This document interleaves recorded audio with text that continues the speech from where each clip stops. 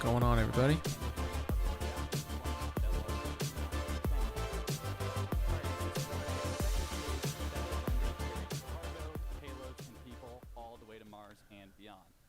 How's it going, everybody? Welcome to Today in Space. We are here hanging out for Starship Flight 11. We're going to see some pretty cool stuff today. So Starship is planning on relaunching a similar profile. They're going to do some more things in space. They're going to relight an engine while they're in orbit with Starship. The Super Heavy booster is reused from Flight 8. And there's some more details with the heat tiles. And they're going to start trying some different landing maneuvers that are going to be there for Starship V3. So we've got an exciting day.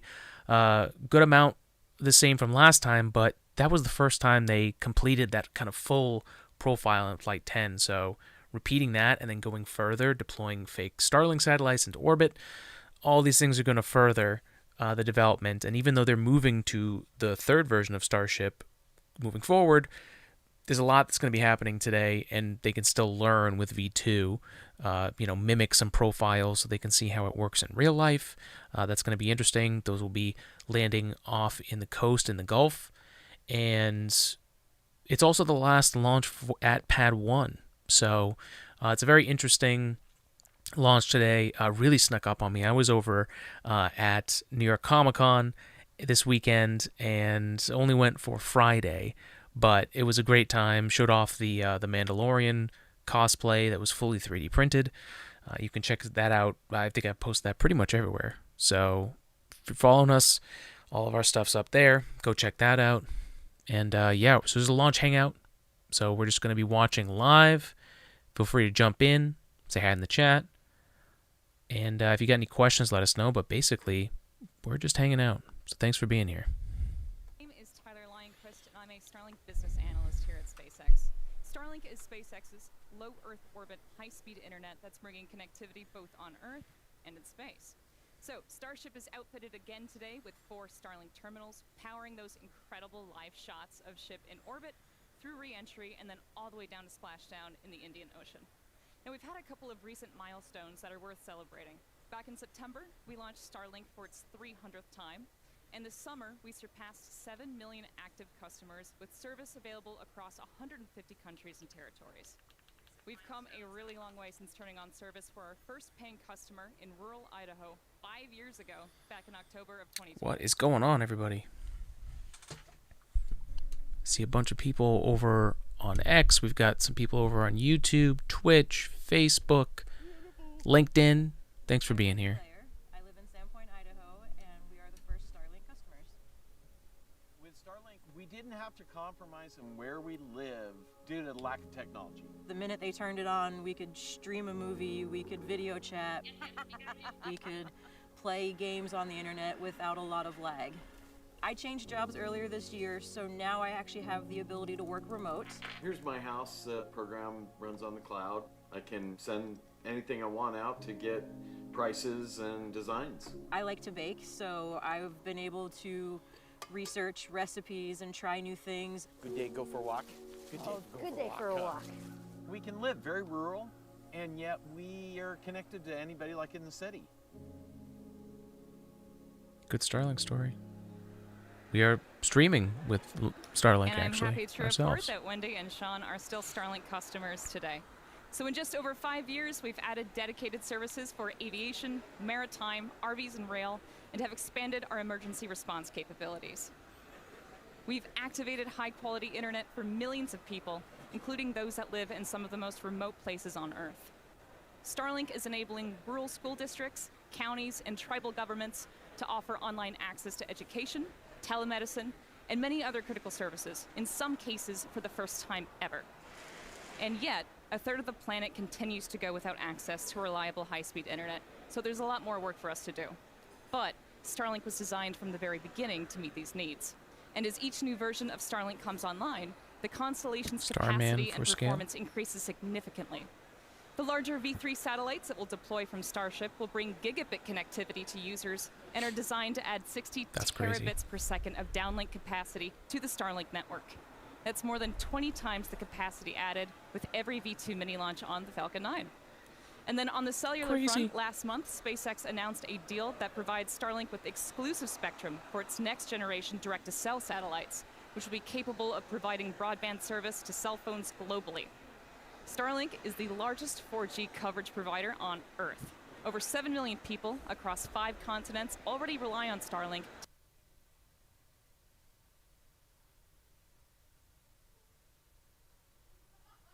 Come on. What's going on?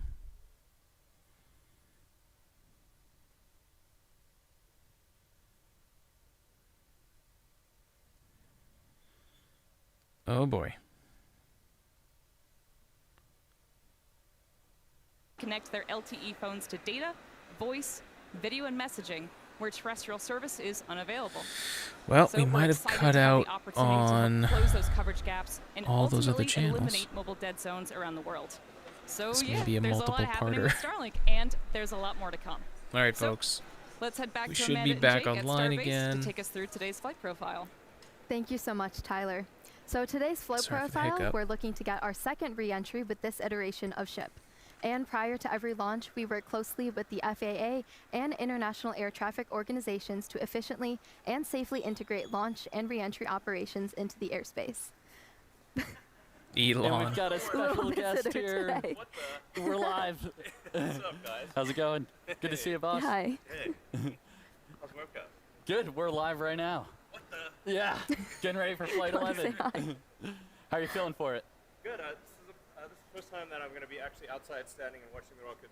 Normally I'm in mission control and stuff. Okay. Yeah. But now I'll be standing out in the garden there. Okay. So Awesome. it's really going to be much more visceral. Yeah. Yeah. You're gonna feel Great it. place It's to gonna watch. be. It's gonna be. It's gonna be awesome. All We'll be in here this time, but usually we're out there watching. Yeah. right, sounds good. Good luck Later. and have fun. Have fun. Elon. All right, so that was an exciting cameo there. But yeah, starting with liftoff, we'll get into the flight profile here. Super Heavy will ignite 33 engines, 24 of which are flight proven today. We'll power through ascent ahead of hot stage separation, where booster will shut down all but 3 engines. Stage 2 lights his Raptor engines while still attached to Super Heavy. That is what we call hot stage separation. We'll see a directional booster flip and engine relight for boost back. And we'll be intentionally headed to a splashdown in the Gulf with a V3 style landing burn demonstration today. Meanwhile, ship will continue with its ascent burn to a suborbital trajectory, where it will attempt to deploy 8 Starlink simulator satellites. And we're also planning to relight a single Raptor engine. Then it's time for a re-entry, where we're once again testing the limits of Starship's heat shield by intentionally removing tiles. The ship will also perform a pretty dynamic banking maneuver that mimics the path of a return to launch site for Ketch that will fly on a future mission. And if all that goes as planned, we'll conclude the test with a landing flip, burn, and soft water splashdown in the Indian Ocean. So definitely another action-packed flight profile, Dan. Oh, yeah. This is planned to be the final launch of this version of Starship, version number 2. Right now, we're actively building multiple next-generation V3 Starship and Super Heavy vehicles in the factory, kind of right behind us, so let's take a minute and nerd out a little bit. All right, this is going to be launching from Pad 2, which is nearing completion down here at Starbase. Both the pad and the vehicles are going to roll in really significant changes. This is building on everything we've learned from all of these flight tests to make a vehicle that we're looking to mass produce. Their Starting renderings with the are Starship pretty upper crazy. stage, which is going to look pretty similar on the outside, but it's getting pretty much a complete overhaul under the hood. We're getting major design changes to its propulsion system that's going to accommodate that new version of Raptor, which puts out higher thrust. We're also getting an energy storage upgrades, tons of avionics changes, a lot of things that will enable longer duration missions. One notable thing you'll start seeing on the outside are these new docking adapters, which we'll use when we bring 2 starships together for propellant transfer. That's a core capability of Starship that we're going to That demonstrate looks like next something year. on R2-D2. Bottom line, though, this is the Starship we're planning to use for all of our next major milestones: orbital missions, return to launch site and catch, reuse, propellant transfer, and then making our way to the moon and Mars.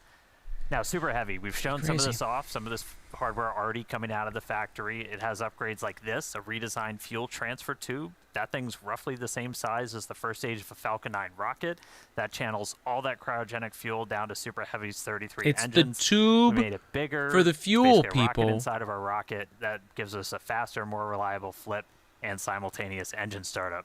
New booster also going to have an They need integrated more hot fuel. stage, a lot more vent area, and it's designed to be fully reusable. Pressure from those engine plumes gets vented out, mostly offset just by the pressure in the fuel tank. That is the top of the fuel tank. And then we add a I will say I love these views here because you get to see the true scale of it to like human beings working on it, and also how crazy would it be to have that job to get to work on this?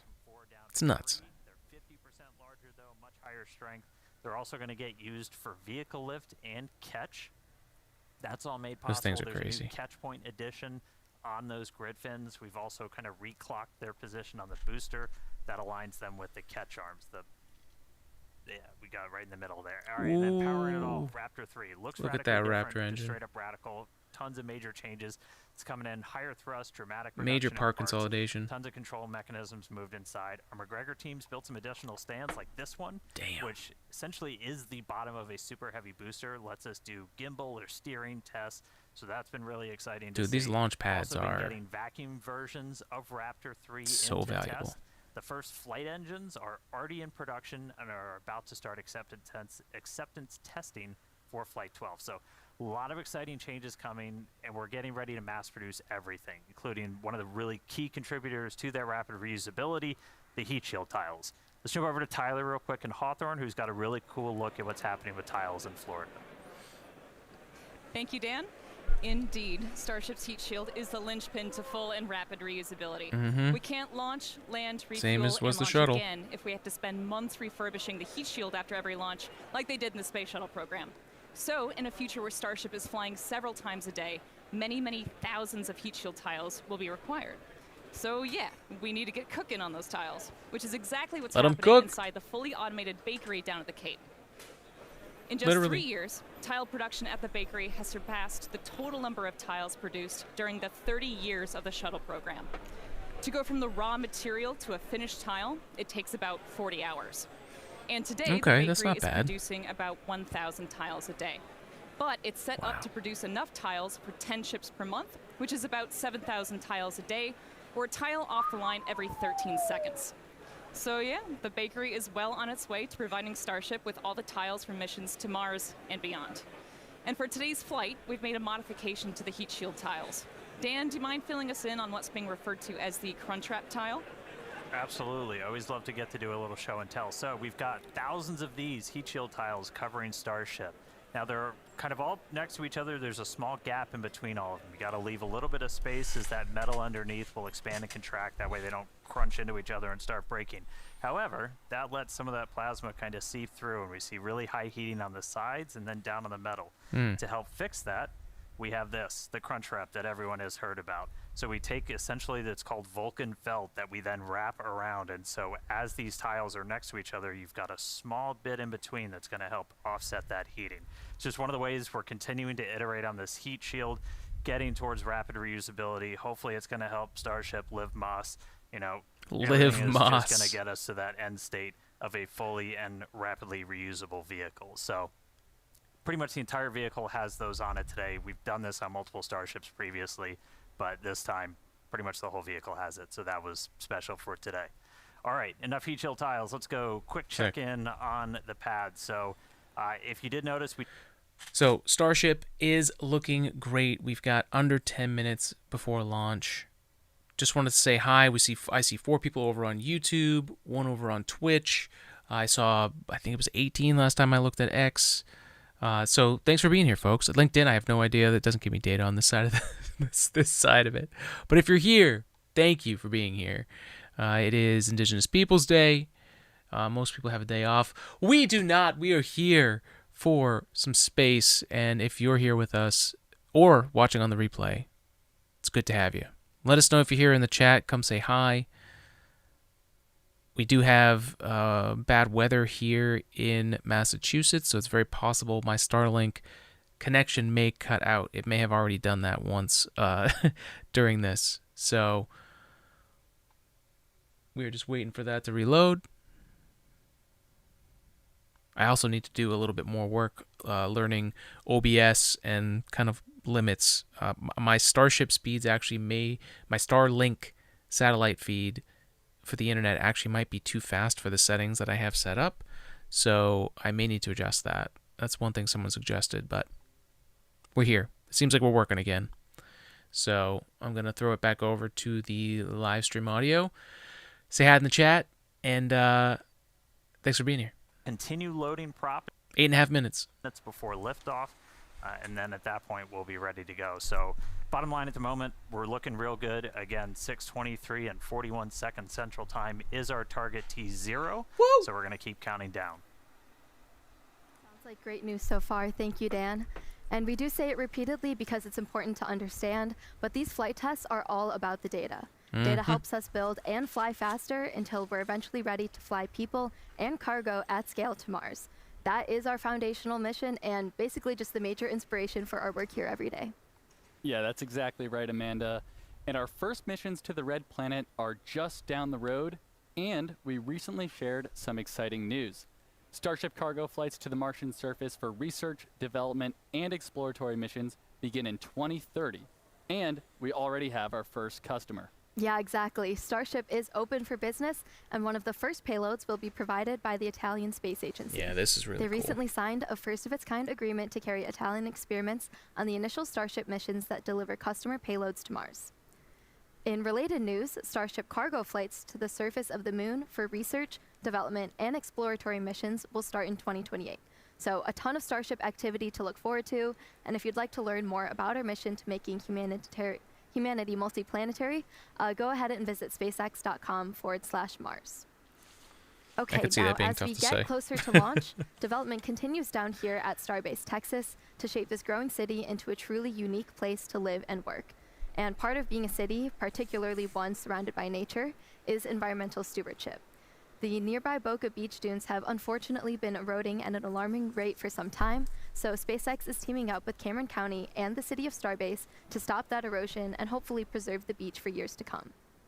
Yeah, and as one of its first permanent residents and someone who's actually called Starbase home for over 3 years now, I can tell you the beach totally adds to the uniqueness and awesomeness of living here. Starbase is truly Look at that unlike activity. any other place on Earth. You know, where else can you see the world's biggest rocket every single day? Yeah, Starbase I can't is wait to go definitely there. the place to be, and we're always looking for more people to come help build the future of spaceflight. Yeah, particularly engineers, especially for our propulsion and mechanical system teams. You could be working on tests just like these ones, proving out the designs of our next generation Super Heavy booster. Fun fact, we actually tested the booster to 13,400 tons of thrust, which is more than the power of 3.5 Saturn V rockets, which is just crazy. We're also looking for civil and structural engineers to help literally build the future. Whether it's buildings like the Gigabays currently going up at both Starbase and the Cape, each is a massive vertical integration and assembly facility with over 700,000 square feet of workspace. Both sites are currently in progress, actually going vertical as we speak. Or you could be designing the That's Starship gonna look launch beautiful. sites of the future. There's really no shortage of future Is that to build here. scale? So visit spacex.com/careers to see all of our openings if you're interested. It's amazing Okay, how now close, and it makes sense to have the towers close, the chopstick towers close to each other so that you can kind of swap and have a lot of movement and operational capability for Starship. But it's just wild to see that they would be that close at the Cape. I guess they are here, but crazy. Seconds before liftoff, we'll close out on ship, and then booster just about 30 seconds later. And then you end up with about 11 million pounds of liquid propellant on board those two stages.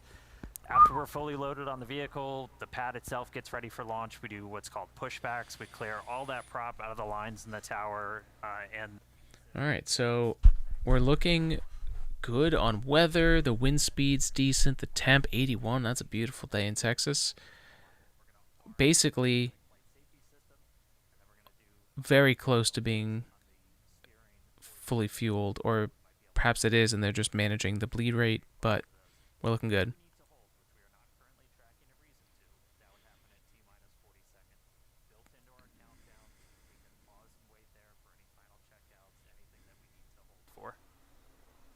we pass that T-minus 40 seconds, a number of events will occur in rapid succession. The ground spin and ignition systems come up to flight pressure, and ship switches to internal power. After that, the quick disconnect arm lockout is removed in preparation for retraction shortly after T0. Now, once we pass T-minus 40 seconds, if any problems come up, we do still have the ability to recycle the count under certain conditions back to T-minus 40 seconds and hold there to assess what happened and then see if we can proceed again to liftoff. Yep, however, once the water for the deflector system begins flowing at T-minus 10 seconds, any issue after that would be an automatic scrub for the day, as teams would need to refill the deflector's water tanks as well as the propellant storage tanks at the tank farm before making another attempt. It is amazing. Oh, look at that view. That's insane. Look at that. Oh my God. Ship 38 looks amazing on the pad there. Oh, bring back that view. Damn. Yeah, in about 10 Looks seconds, like out of we'll a finish sci-fi loading movie. prop on the booster, and then again, we'll have about 11 million pounds of that liquid oxygen, liquid methane on board the vehicles. Not currently tracking a reason to hold at T-minus 40. It can pop up at the last moment or after we pass that gate. We can always hang out there for a couple of minutes if we need to. We do have some extra time. No. Come on, Internet.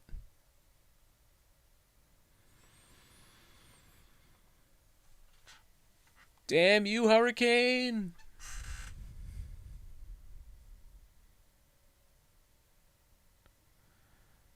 All right, come on, come on. We're not There we constantly go. topping off the propellant in these vehicles, so we have about a 7-8 minute window where we can wait for any final issues to clear. We're not currently tracking a reason to hold there. Again, our range continues to be green as we look Let's at sea and go. airspace both out over the Gulf 2 minutes and and in our 20 re-entry seconds zone out to in lift the off. Indian Ocean. All right, 2 minutes, 15 seconds to go. A lot of things on tap for Flight 11. Planned to be the last launch of this version of Starship and Super Heavy. Once again, we're really focused on getting ship over to reentry. Once we get to that phase, we're going to dive in. There's a lot of exciting stuff that's going to be happening on our way back through and down to the ground, hopefully out in the Indian Ocean. Minute 45. Man, Should hopefully be seeing. look at all those engines. There's a quick Yeah. wiggle check. Gimbal! Checking out the thrust vector control, the steering on the booster. We use Do those the inner wiggle. 13 engines. Doing their one final dance before the big show. Man, that setup And of we'll do engines that has one come a more long time way. after we cross that T-minus 40 gate. All right, range continues to be green. Still not All right, tracking folks. any Thank you for issues being on here. vehicle or Minute and 5 seconds left until Starship launches here. Flight 11. Progress to be made here is repeating the success from last time and adding on to these new things, testing out the new tiles, the new re-entry procedure for V3 Starship. I'm excited. Very excited. These people have been working very hard to get to this point. We're through T-minus 40. Let's listen in. Flight Director Ty Huntington back in the seat. T Take us minus through the 30. final Flight seconds directors go until for launch. Go for launch. Flight director.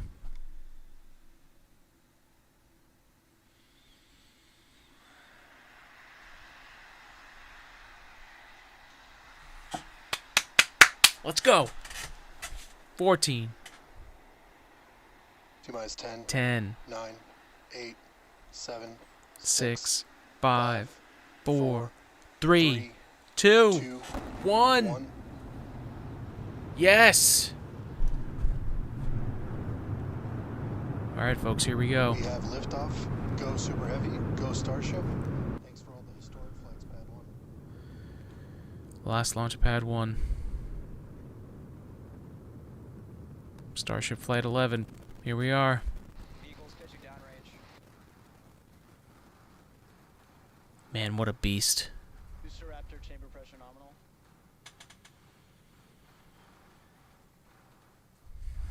I can't wait to feel that rocket in person and hear it and see it. Something different about a rocket launch in person. Alright, we are about 45 seconds into flight. We're still getting the rattle here at Star Factory. We are seeing 33 out of 33. So far, this is... on Super Heavy as it arcs across the Gulf. Coming up next, It's looking very controlled. Things are looking good.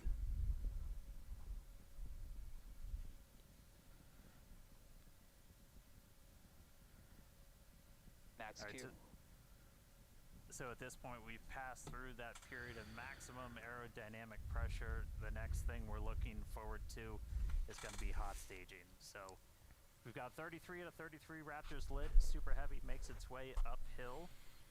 Hot staging is going to be coming up in just a little over a minute. Man, look at that. Point, we're going to look at that thrust. All but 3 on Super Heavy shut down. Our version of Miko. Most engines cut off instead of main engine. And then after that, let's we're go. The clamps that are currently holding Starship to that hot stage adapter. It's then going to ignite its 6 Raptor. Look at that view. That's incredible. Super Heavy, and then start making its flight uphill. Let's go ship 38. So in about 30 seconds, we're going to see the engine start to shut down on Super Heavy. You'll see them kind of shut off in separate banks until we've just got those 3 center engines that never stop running for this process, and then looking for 6 ship Raptors. Dude, this looks like it's out of a sci-fi movie. It's crazy. Miko coming up in about 10 seconds.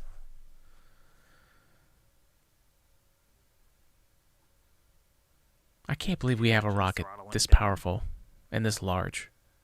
Booster engine cut off. Oh, is that the fuel gauge? Over on the right there.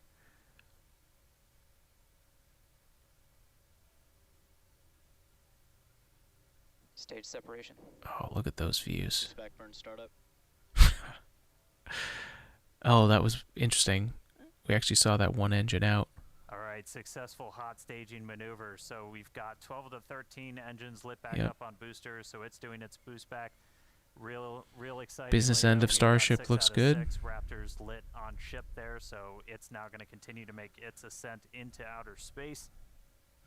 Meanwhile, this boost back is happening. We're using those 13 engines, so everything, well, 12 out of the 13, and then we go down to 3, and then we're going to shut down for the end of boost back. That's sending Super Heavy back towards its planned splashdown zone in the Gulf.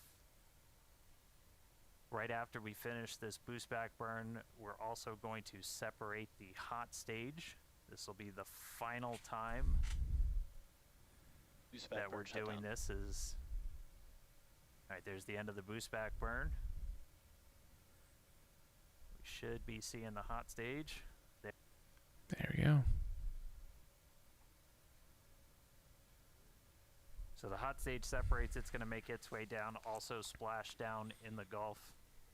In the meantime, though, these 6 ship Raptors are going to continue firing for about 5 more minutes.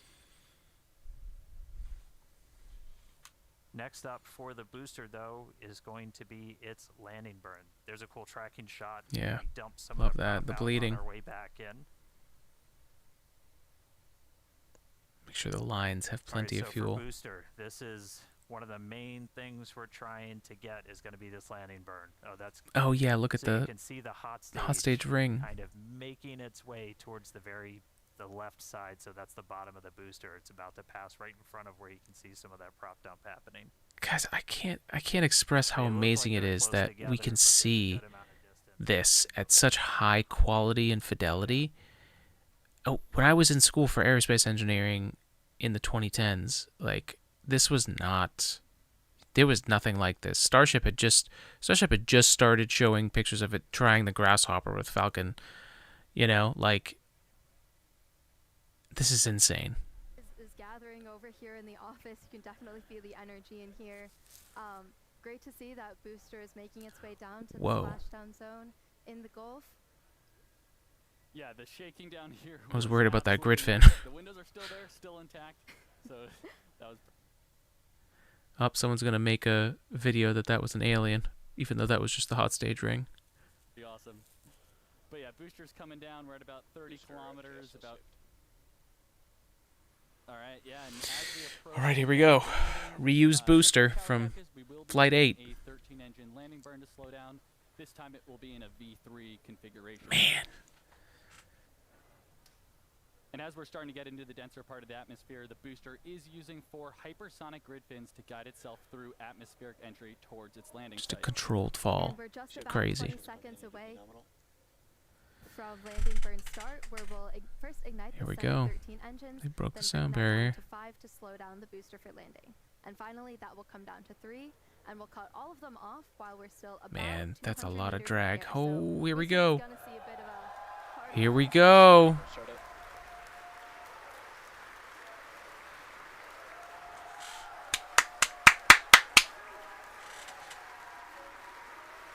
Let's go, booster. That's the beautiful control we're looking for. That's what we need. Booster landing burn shut down. We saw a 13 to 5 to 3 V3 demonstration. Ah, And into the water. and there goes Starship Super Heavy Booster. The first. If you can even hear us Oh right man. now, congrats to the whole SpaceX team. Congrats. So far, so good for That's today. amazing. That was incredible. Great first part. Look at all the nerds. All right, Look how good happy stuff, they are. guys. I'm fucking Jealous ecstatic. of the crowd. All right, back to ship. Ship's still making its way. We've got a little under 2 minutes left in this ascent burn, so we've got all 6 Raptor engines still firing. This is great. So the next major milestone we're going to be looking for is SECO. That's our second stage engine cutoff. That's should be coming right at about 8 minutes and 58 seconds into flight. So we've got about 1:20 still to go. Really cool to see Booster go through that landing burn. That was one of our really key. Yeah. So with Flight 11, getting the launch off the pad, separating, getting they just heard the sonic boom back at Starbase. A little bit distracting without the audio there, but that's okay. I'm still working out OBS here. So this is really big for SpaceX because they need to reset, right? And Flight 9 and Flight 8 were, not the greatest if you were looking at, hey, we're going to be sending humans on this soon. But Flight 10, they redeemed themselves fully. Flight 11 here, the fact that they've gotten Starship back into orbit like this, got the booster to land successfully, once again, a reused booster, right? These are the big steps that are going to be needed as we get closer and closer to putting human beings on here, right? All right. Big moment here for Starship. We're shutting off engines, first 3. This is critical because this is where things have fallen apart before. Whether there was some kind of leaking or the reignition didn't work. But that looks pretty clean to me. The big thing to look for is if the ship starts to lose its orientation and attitude. Like if it starts spinning around and there's leaking. All right, that looks like the little purge. I think we're looking okay. Super Heavy make its way to the water, but I'm excited to see what ship can do in space. How's everybody doing down there? Oh, a few more tiles on the wing. Okay. Yeah, it didn't seem like those metal tiles worked. This whole time, people are definitely happy with how the day's been panning out so far. Definitely exciting to see Starship safely in space, and super pumped to see all the team's hard work in action here today. Yeah, and we guaranteed it at the start of the show, but it has been an awesome day so far. That it has. All this has happened in just 10 minutes. All the objectives were met on the booster, Now, including that V3 style so landing burn. So now that I'm all not eyes are too on the happy ship with as we what's get going ready on under for there. our in-space objectives. But we've got a few I minutes don't know until our enough next about the milestone, system. So sit tight, enjoy the views, enjoy the space jams. We'll be back at T plus 16 minutes for payload deploy.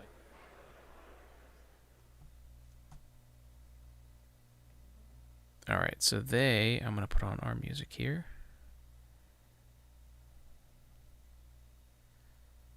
So the stream has just gone off a little bit, so we'll just have our tunes on in the background here.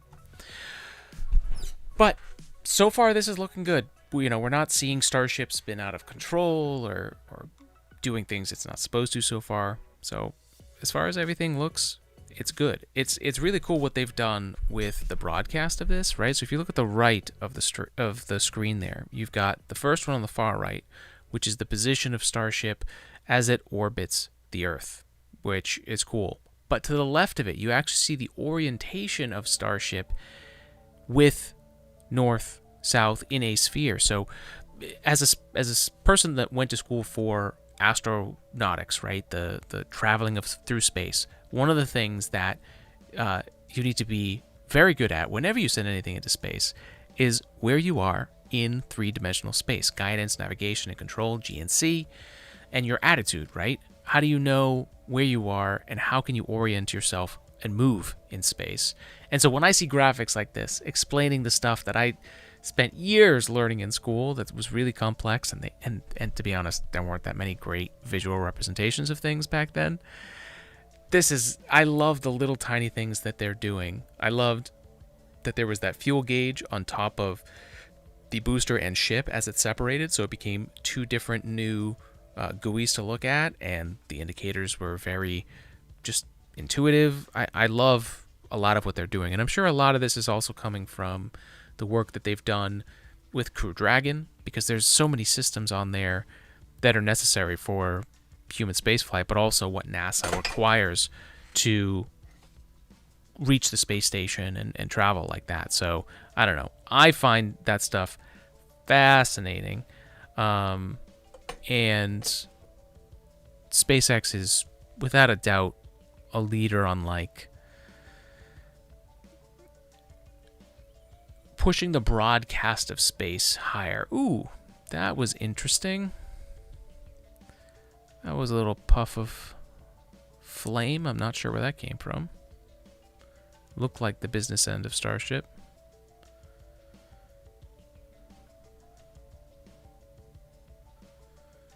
I'm not seeing any unnecessary rolls right now. Or spinning. So I think we're okay. But that did not look great.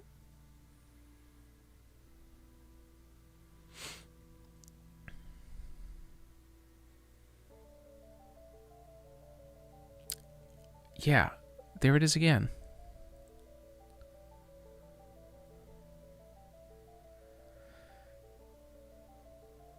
Maybe they're just in a dead zone for Starlink, but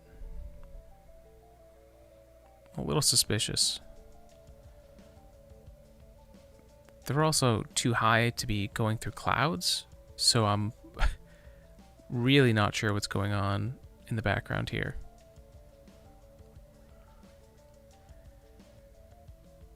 What it could be is leaking from the engine,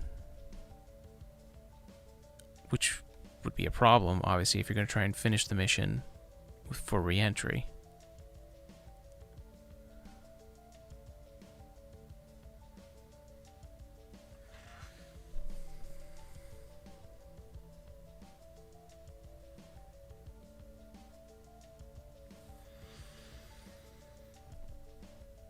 Well, anyways,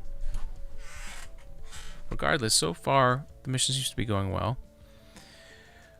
With Today in Space, we have kind of pulled a little bit away from the podcast, mainly because we've got so many other things going on after being laid off 2 months ago from my 3D printing job to going in full into the entrepreneurial life with AG3D and AG3D Labs, where we're using AI and 3D printing to help solve problems and get expertise in front of the problems that people are having with their 3D printers. I've just been too busy to keep up with everything happening in space.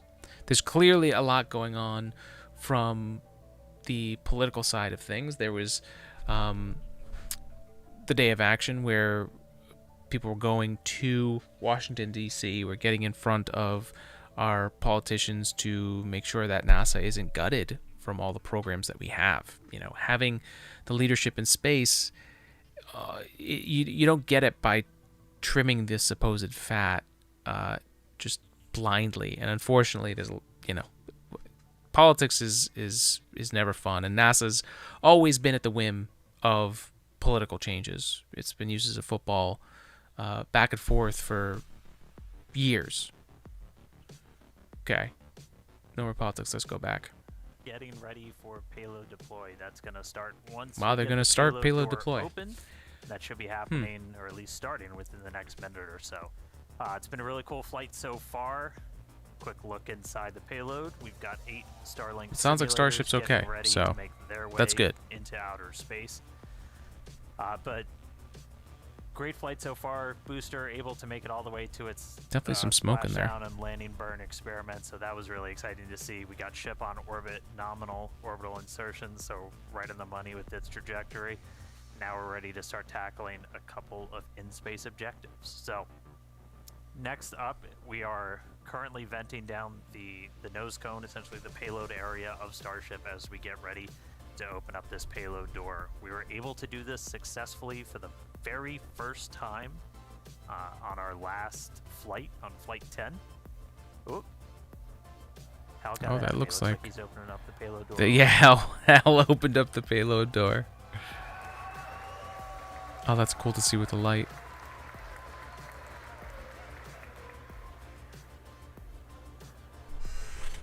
Okay. Pez dispenser. Like we got the door open.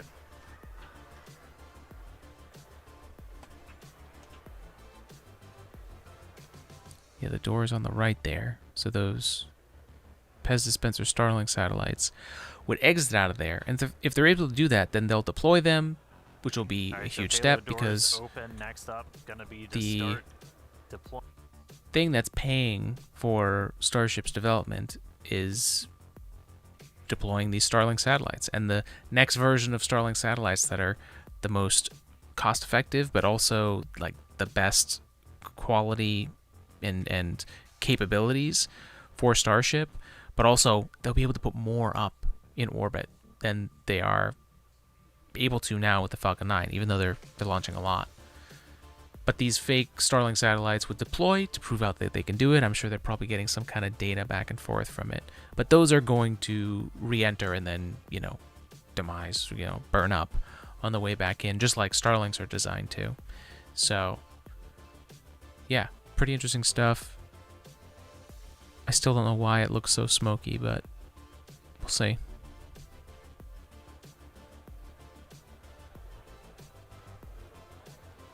I mean, that view on your left, so you're basically, that would be if you were sitting at the very top of the nose cone looking down. So there's kind of a short stack. There's 4 on either side, so 8 total.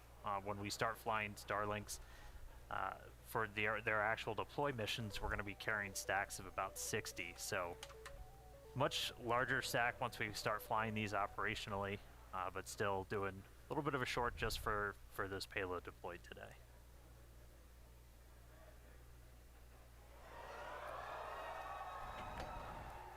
Someone's excited. Looks like we got a little bit of movement there, Dan. Coax it out. Oh yeah, there it is. There we go. All right, first one going out. Let's go. Starship deploying stuff into space once again. This is great stuff. All right, first one's deployed. Getting ready for the second one here. We do a little reset back to the center position. And it's just like... Yeah, it takes about a minute for each one. Boom. There it goes. Into the final frontier. Looks real smooth too. They made a couple of tweaks to those rails. If you watched the last ones, yeah, these are a lot smoother. Bumps on the way out, but moving out super clean this time. Yeah, that's and very as true. noted earlier in the show, but definitely worth repeating, Starship will deploy Starlink's more advanced V3 satellites, adding 60 terabits per second of capacity to the network per launch. So that's 20 times more than each Falcon 9 launch does today. Just incredible. Wow, 20 times more connectivity than what they're already doing with Falcon anybody 9. that's been following Starship, you know, Starlink's kind of the MVP for these flight tests, where it's not only giving us the views we're seeing right now, but also just real-time data through every phase of flight. So, oh, very interesting, the procedure that it's doing to check that the right layer of Starlink satellites are there to deploy. All right, so it does half. Does the front set of satellites. Yep, there they go. And then that'll go back. Deploy. Another toss out the payload door.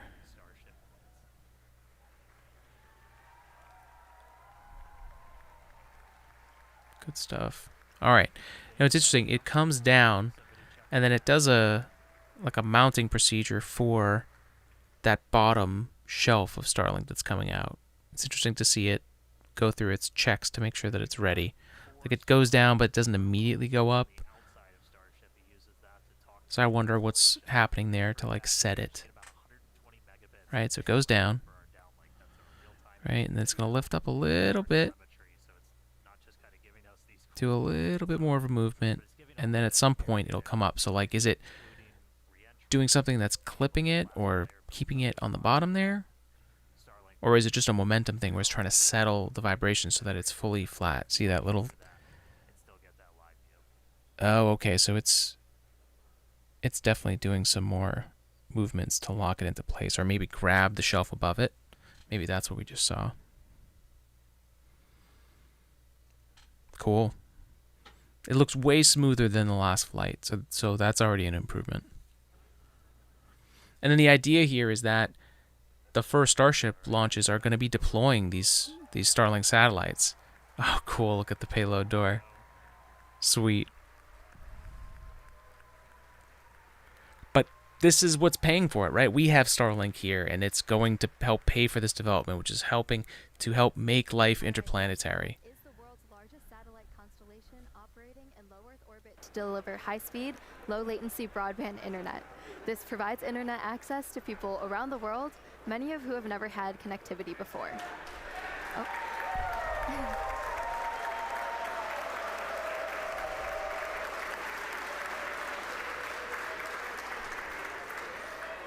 Right, today Starlink serves more than 150 countries, territories, and other markets with over 7 million active customers and counting. To meet the global growing demand for high-speed internet, SpaceX expanded its factory over in Bastrop, Texas, which is just outside of Austin, and also introduced Starlink Mini, as well as an upgraded version of the Starlink Standard Kit. Yeah, and one I have the thing to standard note kit. about It is this pretty dope. satellite deploy is that they will be following the same suborbital trajectory of the ship. So these dummy sats will not be going in orbit. We do expect them to burn up on re-entry. Yeah, Starlink, I will say, has been very good. I've been able to stream as much as I need to because we're streaming here with Today in Space. We're streaming with our 3D printing lab, AG3D, and we're also streaming on Whatnot, and we're flipping collectibles like V-Friends and selling 3D printed products. So, like, having Starlink for us has been huge. I'm not getting paid by them. I'm just a customer. But they had a crazy deal. Was able to get it this year, and I'm really glad I did. I mean, we have Hurricane have had some minor dropouts of some connection and frames, but how much that is my settings in OBS, I don't know. But otherwise, we get 220 megabits per second pretty regularly, which is wild. Never had that much internet in my life.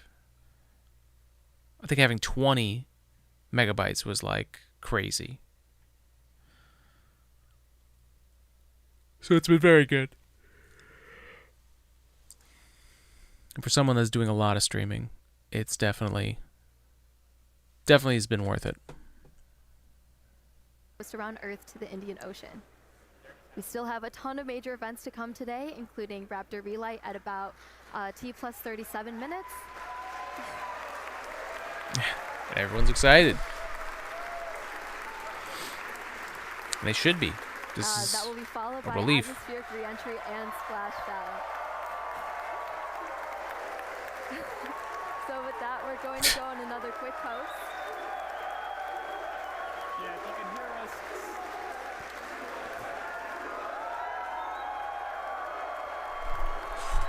The nerds are pumped.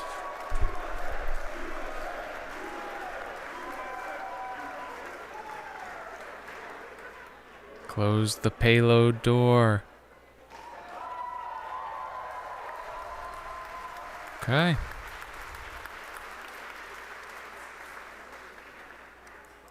All right, with that payload door closed, we're going to sit tight, enjoy the views, and enjoy the space jams. Again, we'll be back in just a few minutes for Raptor relight, and then head back for reentry. All right. So we'll switch off here so we can use our music and not theirs. So we've got a few minutes before we start getting some that relight of that Raptor engine, and then we go into reentry. So we've got a little bit of the mission left here, but things are looking good. Again, I need to learn more about what's going on with the actual video there, and why maybe it's just a connectivity issue, but it seems like everything's going well. So this is good news, really good news. And so they've deployed the Starlinks, which is proofing out the big reason that they're going to start using Starship before they ever put humans on it, is they have to be able to put these Starlink satellites into orbit. And you heard they were saying 20 times the capability of what they're able to put into orbit for Starlink delivering internet. That's insane, especially since they're launching these Falcon 9 rockets like crazy out of the Cape right now in Florida. And then they do also do DoD and other Space Force launches out of Vandenberg over in California. But those things are working overtime, the Falcon 9s. I mean, an hour later, right after this, actually pretty soon, they're going to be launching in Florida for Project Kuiper, which is Amazon's Starlink.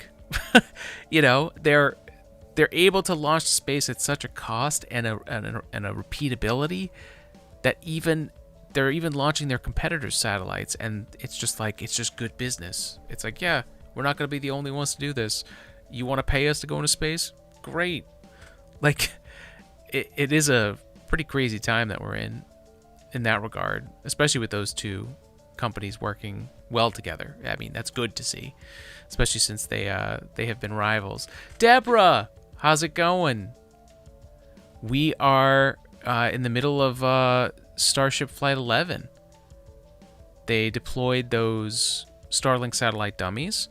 They're going to relight the Raptor engine, and then we're going to do reentry. So we're looking pretty good. But how are you, Deborah? It's good to see you here in the chat. Yeah, glad you're here. Glad you were here. Yeah, the recap is things are looking good. So far, it looks like Starship's still under control. So it looked like there could have been some smoking or maybe some fuel was leaking, but it doesn't look like that's been a problem. So even though the video looked a little weird, and clearly we're on this simulated view right now, we're good. We're looking good. Yeah, as far as space is concerned, I am slowly getting back in to everything that's going on. Nice. Good to hear things are good on your end, Deborah. You're working late today. Well, good for you. That's today's a holiday and you're working. You're a warrior. But yeah, I'm glad you tuned in. Shit, I think it's only like another minute or two. Was. Well, good. Hopefully you're done now, and you can relax a little bit and enjoy the space and our space jams. Oh, you're a computer technician. Yeah, no, that is constant work and 24/7. But you're keeping all this stuff working, so thank you, Deborah. Now, is that like cybersecurity stuff? I would assume so, if you're doing any kind of computer stuff.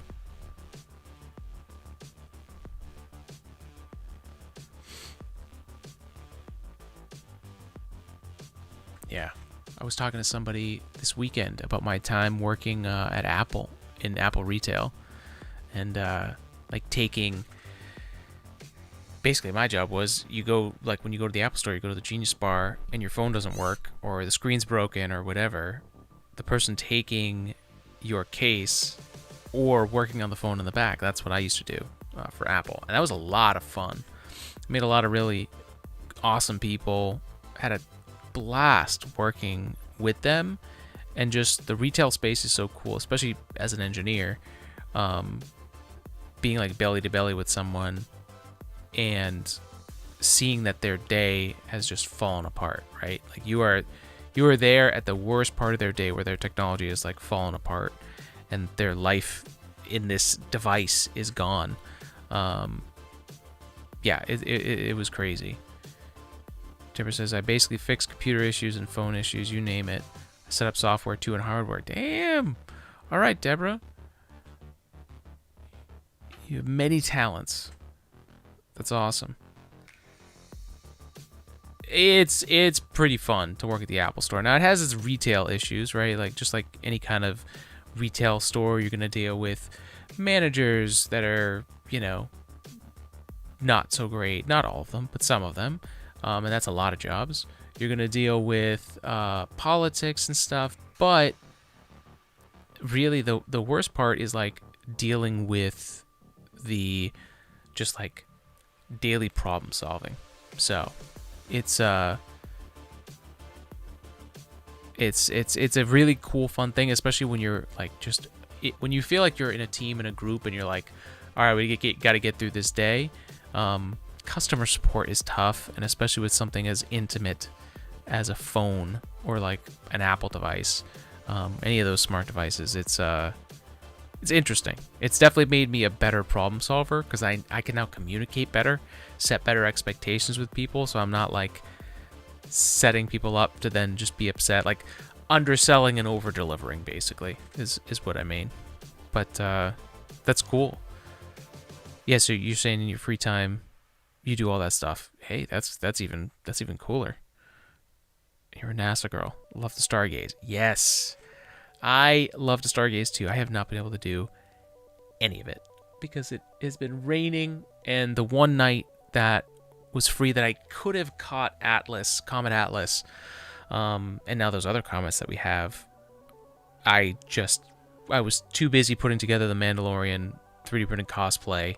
That just took up all of my week last week to get ready to show it off at Comic-Con, which it went really, really well, but it was taking me away from everything else. So, yeah, the weather has been rough. Yeah. So, you're looking to purchase a telescope. Okay. So, what are you looking to observe, or like, are you looking for something easy? Do you want something that you can make into custom where you can do kind of like classic astronomy, or like I have one of the digital scopes, smart telescopes. I have I have the Vespero 1 from Vaonis, and that's beautiful because you can set it up, you can plan your night. It does most of the setup by itself, and then you can just spend more time observing things. That's what I needed because I have 14 3D printers in my basement and I don't need to tweak anything else. I don't need to be working on anything else. But I also know plenty of astronomers, like my guy over here in Boston, Bostronomy, like, and so many other, Ransom Observatory. Like, there are so many different cool custom setups that you can do. But then, yeah, like, do you want to look at planets? Do you want to look at stars? The wide starscapes. There's actually definitely some different scopes for different things, right? Like, I would love to do some more solar observing, like see kind of the solar activity on like the surface of the sun. I would have to get a different telescope for that. And then if I wanted to look at planets, I would also need a different telescope than what I have. But I will say mine is really easy. So, yeah, if you're a beginner, there's definitely a lot of good stuff out there.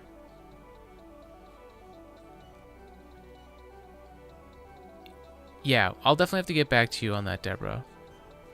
Having something easy, there's a lot of different smart scopes out there, but they might be expensive. So I'll hit you up though. Looks like the broadcast is back. Let's switch over. Fully deployed its second ever payload, 8 Starlink simulator satellites. And now we're expecting the relight of a single sea-level Raptor engine in space coming up here just after T plus 37 minutes. So about a minute left to go.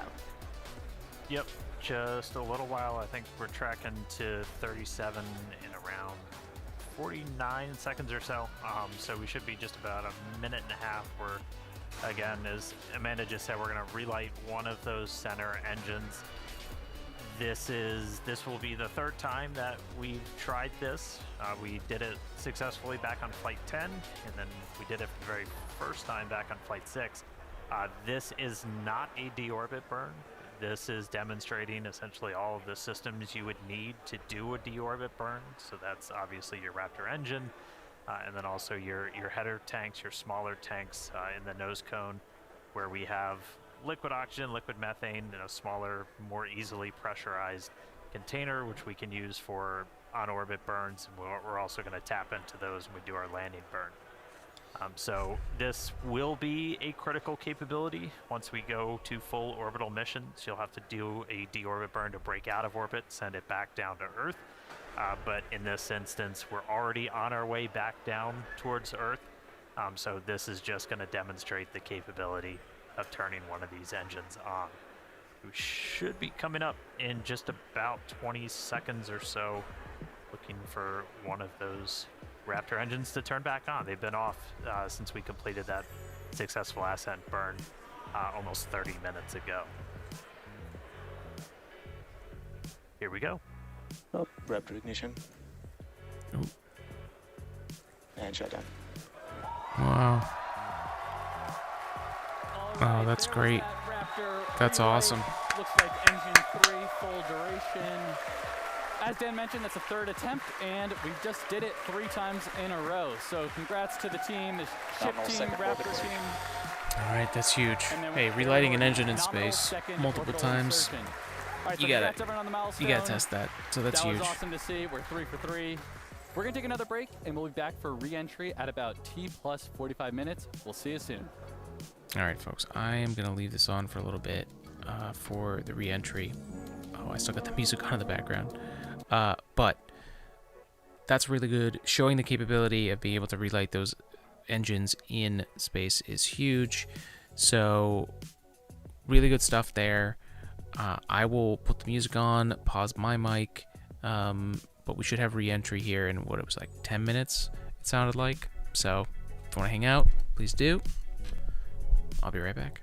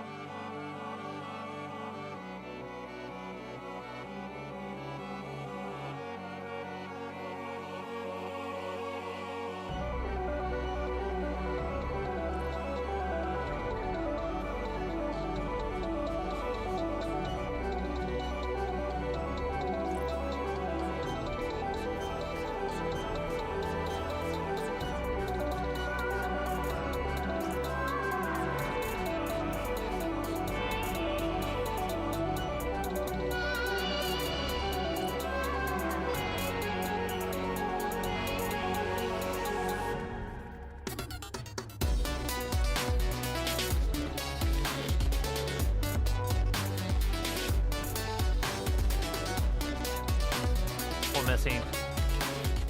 We had a bunch pulled over the primary fuel, the LOX tanks, everything. This one, we've got a tile missing right on top. So that's going to see some of the highest temperatures during this re-entry, and there's just bare steel right underneath it. So we're going to see if Starship's robust enough to pull through that. Also have some tiles missing around the aft flaps, specifically on the leading edge. So again, we're getting a really good look right at the leading edge. That's getting really intense heating. So again, gonna see if it can make it through. See if all the flaps hold on, see if Starship holds together. But definitely could be a bumpy ride, but this is why we're flying this one in. I think we got about 15 minutes until splashdown. Yeah, Dan, it looks, you can see our speed our speed indicator in the bottom left there. It looks like we're starting to scrub off velocity a little bit quicker. Ship is entering the peak heating phase of flight.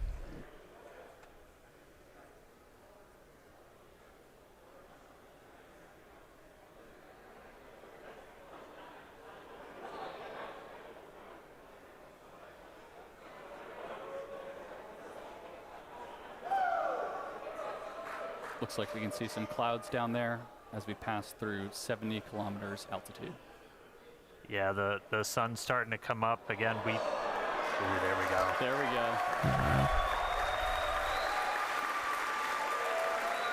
Damn.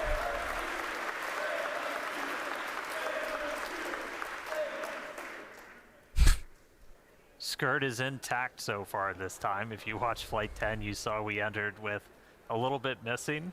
That was ultimately traced to a little bit of buildup. We dumped prop on the way. We had a little bit of solid propellant buildup, and then either static discharge or the plasma ignited it, took out a tiny bit of that skirt, some of the aft flaps, but Starship, again, was able to fight through it, make it all the way to that landing burn. Man, that re-entry We is addressed beautiful. that, changed some of our prop dump con-ups, though, so should not be seeing that this time around.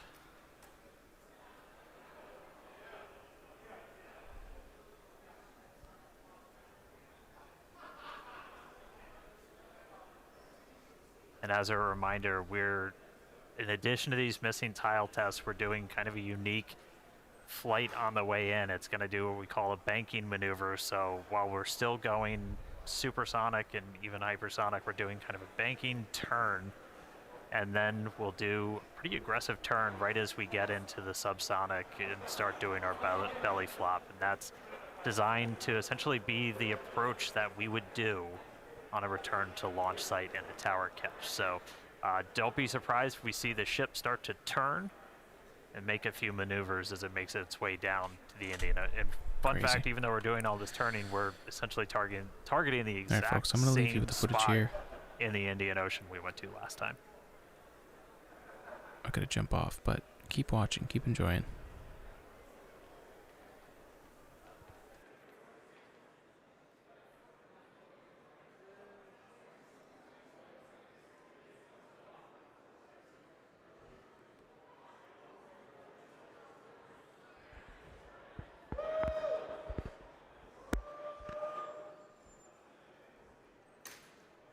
All right, just about 12 minutes to go. Still looking good. That gives a pretty good view of those aft flaps where, again, on the leading edge, I think it might be on the one on the other side, we had some tiles removed with no backups behind it.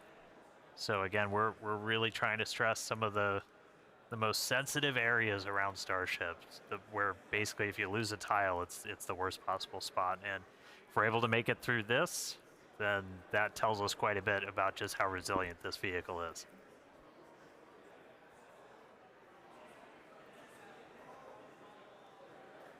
Yeah, and that shot we just had earlier was looking at what we call the business end of Starship with all the Raptor engines.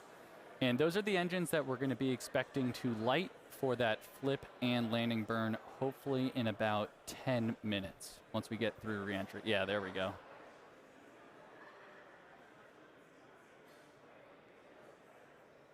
Yeah, looking at E3, that's the one we did the relight on. So it's 2 for 2 so far. We'll see if it can go 3 for 3. Yeah.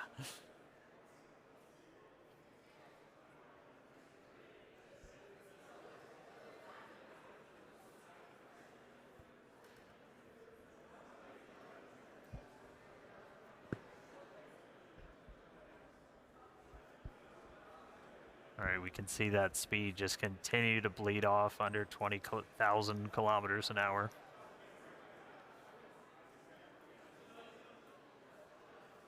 Ship still holding together. Yeah, and if you look in the bottom right, looks like we've made it all the way to the Indian Ocean. We're coming up kind of near Australia, the west side of Australia there. So pretty crazy. We're only 56 minutes in, and we've made it all the way, you know, halfway around the world.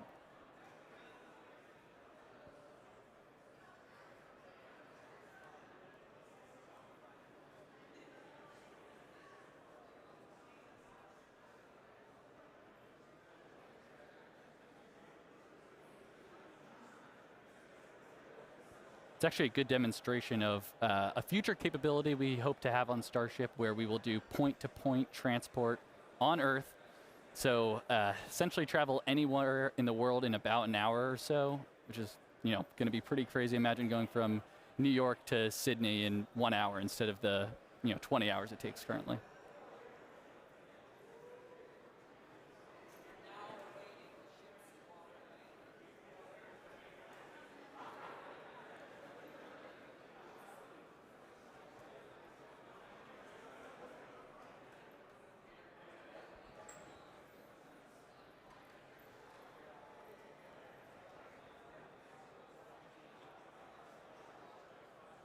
And a reminder, so this camera is, we see some of the heat rate picking up a little bit.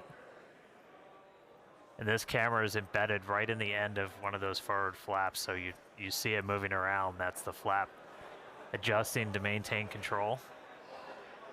Looks like we're getting into our bank maneuver.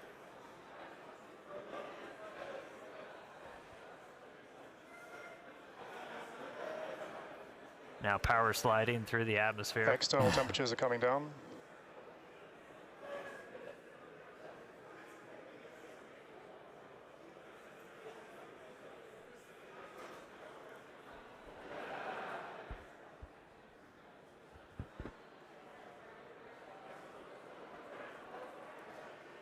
Vehicle is now at maximum dynamic pressure.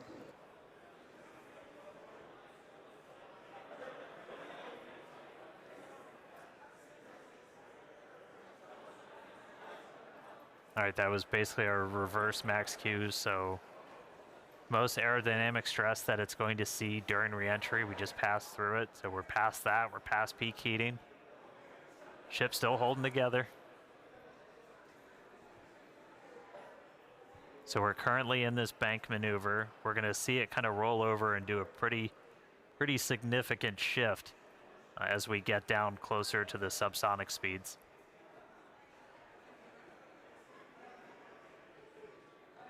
Yeah, and that bank maneuver that Dan's mentioning is all in part of us to learn about the guidance, navigation, and control for return to launch site missions. So in the near future, we're hoping to return the ship back to the same pad we just took off on 59 minutes ago, and we've got to do some of these pretty dynamic bankings to make that trajectory work out.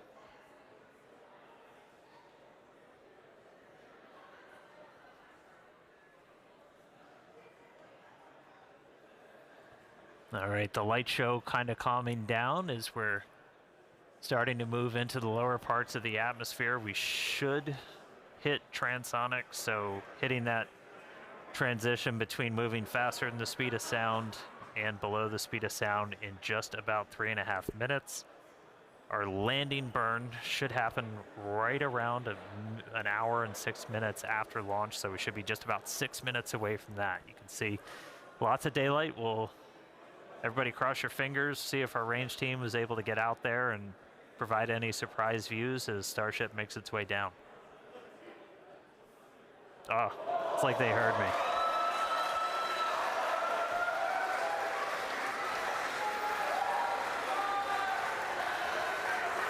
Ready and waiting, let's go. Dan, you just spoke that view into existence there. And again, all brought to us by Starlink. Maneuver has started. All right, there we go. So we're now starting into our really heavy bank maneuver. Again, this does almost like a half circle loop. to our actual trajectory. We're heading to the same exact splashdown point, but we're kind of doing a more roundabout way to get there, where it's this kind of big, long half-moon loop and then a really aggressive and a twist right at the very end, and that would line us up with the launch tower. Starship, on a return to launch site, would fly over the tower, do a quick landing burn flip, and then come down for catching the arms.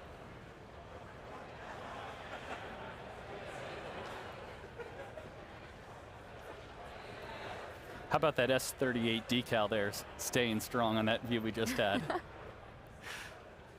Good to see the numbers back on. Yeah. All right, should be hitting transonic in about 2.5 minutes. Landing flip coming up in about 4. Pretty clouds there in the Indian Ocean today. Again, yeah, we changed our launch times. We launch in the evening now, so we get these daytime views down in the Indian Ocean. One of the things we're really looking for, the reason we have the drone, other than, yeah, that looks really cool, is we're able to kind of see the ship. We can only see so much from these cameras. You can't see like the vast majority of the heat shield. So we throw these buoys out there. We've got there's... You spoke it again, Dan. There it is. They're playing with me in the control room. All right. But we have these buoys out there. We have these drones that we're trying to see externally how the heat shield held up.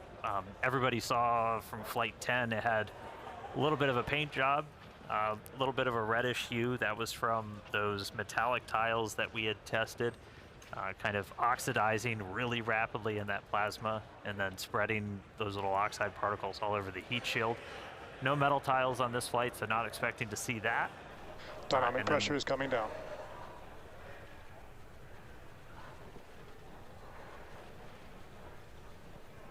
Hope nobody gets seasick.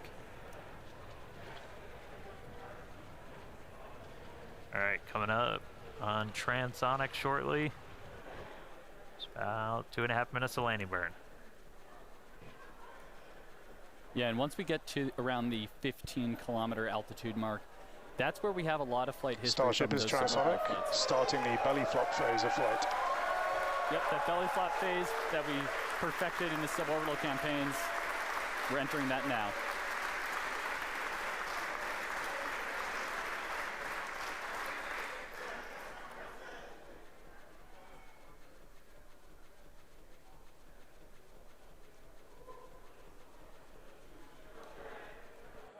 Right, starting to get those Raptors ready. Should be 2 minutes away from landing burn. Again, we're going to do a flip.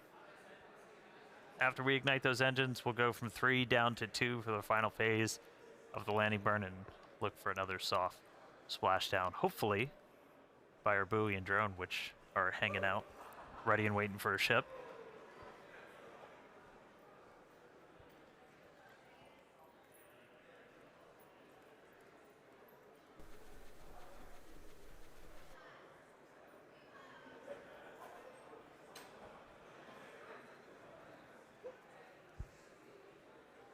Seeing all 3 center engines have entered the chill phase. All right, folks, I don't know what happened with my mic, but switched over to another one.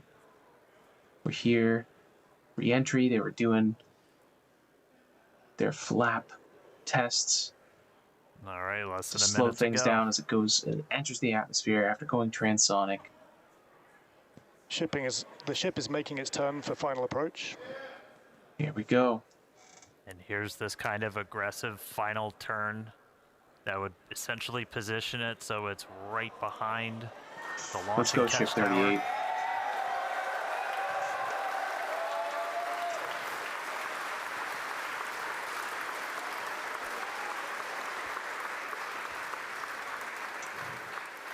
Flaps holding strong. Flaps holding Landing burn in strong. just under Some 20 seconds. bits could be soot buildup, but definitely some tiles flaking off here. At this point, they're not needed. Ship landing startup. Oh, here we go. Engines relit, shedding some more tiles. There's our landing burn. Yes! 3 down to 2. Starship has landed. Let's go. Oh, are they going to be able to save this one? Oh. No. As we said, we're not Ship planning 38. on recovering the ship today. Hey, welcome back to Earth, Starship. We are down in the Indian Ocean. Those nerds are going crazy. Let them hear at Starbase. What a day. What a flight.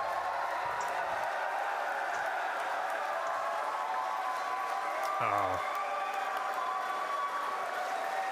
All right. Welcome back to I love Earth it. Ship. What a day. A whole lot more to go through. As you just saw, everybody here at Starbase pretty hyped. Hey, Tyler, Crazy. out of Hawthorne, how's everybody holding up? Thank you, Dan. We had a fantastic time watching. Folks, Starship's having another successful test. Flight 11, nerds freaking out, full of smiles, waving at cameras. But this is another big step towards, maybe not a massive step, but it is a big step moving towards this becoming a thing. It's the same thing that the Falcon 9s went through, and the Falcon Heavy. It's Crew Dragon. It's these little steps, brick by brick, to get to this next place. So, a great stream. Thank you so much for being here. Congratulations, SpaceX team. Y'all did it. And I'm very excited for Flight 12. Soon, I will be at Starbase one day, very soon, but couldn't make it out for this one.